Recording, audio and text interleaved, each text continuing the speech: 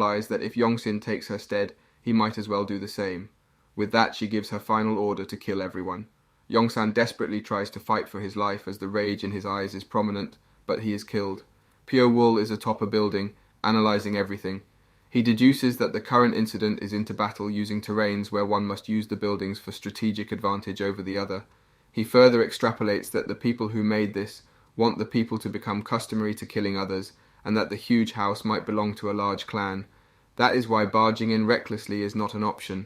The reason everyone is here is that they are tools to be raised as assassins. Members of the Soyo faction are gladly discussing the people they killed and how their leader is the best regarding their survival. Li Min is sitting next to that rejoicing group and silently condemns their action. How can one so nonchalantly kill another person? She cries in shock and disgust. As per routine, the ceiling opens and food is given to the remaining survivors. The Suryo faction is in high spirits as no group remains to stop them. Pure Wool is standing near So Yellow, but with a concerned expression, and his distraught is valid as food is not given this time. But a group of hooded masked men jumps down to kill everyone here. They swing their weapons at every person they see, ensuring no one survives. Pure Wool knows something's going to happen, but he didn't expect it so soon. He usually stays quiet during fights. After a bit, more men appear, wearing robes and masks with numbers. Pure Wool says these masked men take orders from the numbered ones. The first guy, the first sword, talks tough. He's the boss now, no exceptions. Interrupting him means death. The first sword talks privately with someone. The first sword says if you put poison bugs together, they'll fight till one's left with the deadliest poison. He talks about tough kids surviving and being wicked. Yellow leads a big group. They need to weaken her. Chinwoo and Kang Aiel are martial arts pros. They talk about P.O. Wool from a bad area, so he's different. The first sword wonders why the boss took this job. They can't leave any trace when they attack the Blood Shadow Groove.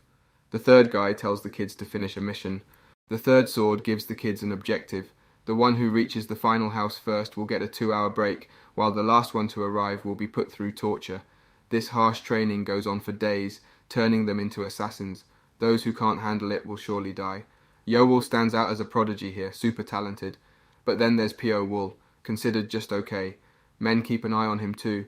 P.O. Wool is reading the thunder-splitting cultivate invasion technique. Yeowol doesn't bother him, having already learned enough. Yeowol goes to sleep, but P.O. Wool meditates. He remembers each step, gathers energy, and feels the Kai. Others learn it differently, but P.O. Wool has his own goal. He wants faster, clearer thoughts. He doesn't want to stand out too much or be too plain. Even during training, he hides his true skill. But today, his opponent means business. The other kid sees through P.O.'s act. The instructor doesn't notice, though. The opponent attacks hard, telling P.O. Wool to do the same. Around P.O. Wool, the opponent moves, throwing blades. But nothing works. P.O. blocks everything. P.O. Wool's patience is thinning. He throws his knife aside and kicks the opponent. The opponent coughs up blood and falls. The opponent tries again, but P.O. breaks his arm. Everyone's surprised. The kids might be assassins in 5 years, not 7. But they know the target isn't ordinary. He's Seacon's most talented. Plans must be perfect, or the whole Blood Shadow group could crumble. The instructors keep talking about making the kids even better at what they do. Some might not make it, but the tough ones will. P.O. Wool watches as his opponent falls. The instructors walk up to him and ask if he won. He nods, unsure. Suddenly one of them puts a sword right by his throat. It's so fast that P.O. Wool can't believe it. Fear fills his eyes as he stares at the instructor. He wonders if he did something wrong. Then the instructor lowers the sword and tells him that a true assassin leaves no signs. Breaking someone's arm shows off skills, but it's dangerous. P.O. Wool gasps for air after the instructor goes away. He's terrified. 6 years fly by. Training goes on. The instructors look for hidden kids, finding all except one, P.O. The instructors doubt the info they have. The last kid comes out and P.O., who's been hiding nearby, finally appears. He takes a break and sits with So Yul's group. Jeoksin greets him wearing a new face. So Yul talks about the food getting better, a sign they'll be admitted soon. P.O.'s eyes show determination. In his room, the first sword rests. Lim Sayol thinks about the other assassins. Only 30 out of 300 are left. Jianghu, where they live, is about survival. It's a place of kill or be killed, where you do whatever you can to stay alive. Lim found himself standing before the other 2 instructors, his mask removed. Confusion crossed their faces as they questioned his action. With a calm voice, Lim suggested they shed their masks too, unravelling their hidden identities. Together they huddled and spoke about their shared predicament, trapped, just like the children. The conversation shifted to the children, who were destined for an assassination mission. The trio understood that their only path to freedom was through this dark mission. They exchanged thoughts on the kids' progress, impressed that some surpassed even their own abilities. Yet a cloud of regret lingered. Wasting such talent after one use seemed like an unfortunate end. Amidst the grim discussion, Lim introduced a book onto the table. It marked the beginning of the final stage of training. With a purposeful return, they went back to Jangu, the camp leader, and the instructors explained the last task. 3 books lay before them, a test of skill. Out of 30 children, only 3 would master the martial art techniques within. The rest would take on the role of assassins, aiming to eliminate those who had acquired the knowledge. Silence blanketed the camp as shock rippled through the children. The instructor's proposal seemed absurd, their sanity questioned. The first sword broke the quietude, asserting that this marked the end of their training's enforcement. Post this task, they'd be left to their own devices until they departed. As thoughts swirled in the minds of the children, they debated the odds. Were the 3 stronger, or the 27? P.O. Wool, confident in the technique's potential, raised his hand to be the first to learn. Yet caution emerged from Yu Will, urging him against such a rash decision. Trouble would surely follow if he volunteered. And so, the hunt of the 27 began. 2 out of 3 who mastered the martial arts fell victim to their pursuers. Guilt gnawed at the remaining assassins, their choiceless fate weighing heavily. Amidst the turmoil, the elusive P.O. Wool emerged. He had vanished for days, last seen honing his sword skills with Samuel Jackson. In a desperate attempt, Jackson proposed a drastic solution, killing the instructors instead of P.O., but caution held them back. The instructors wouldn't allow the children free rein. Restrictions would remain, a reminder of their limitations. Deciding to focus solely on P.O. Wool, they moved ahead. P.O. sneaked up behind them, thinking that the instructors might chase them. To avoid any mistakes, P.O. decided to find out what the instructors were really up to. P.O. approached the instructor's heavily guarded base quietly, his mind racing. He used a clever mix of the turtle-breathing technique and the thunder-splitting cultivation technique. This let him stay hidden while moving, unlike the usual method where you could only hide while staying still. He got past the guards smoothly and entered the base.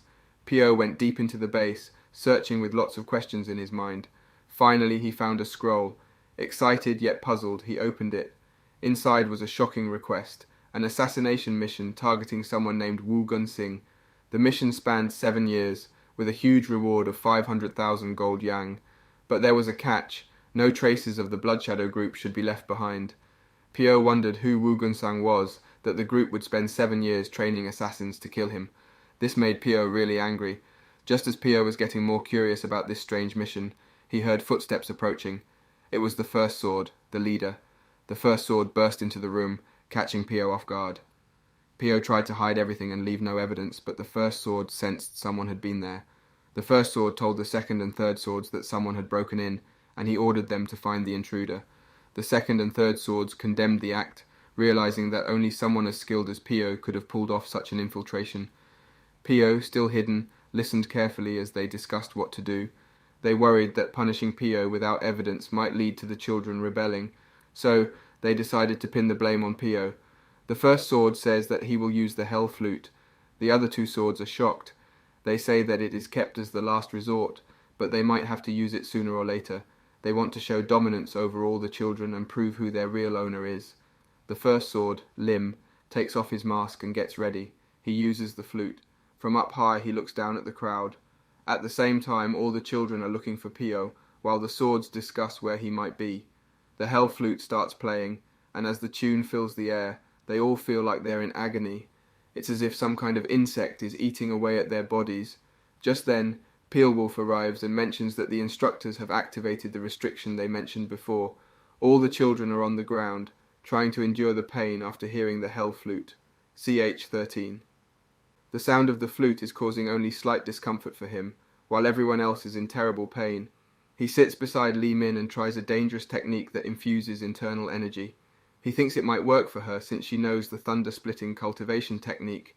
Even though her internal energy isn't disturbed, she's still affected by the flute's sound. P.O. Wool wonders why he and the others are experiencing the effects differently. Could it be because of the snake poison he's resistant to?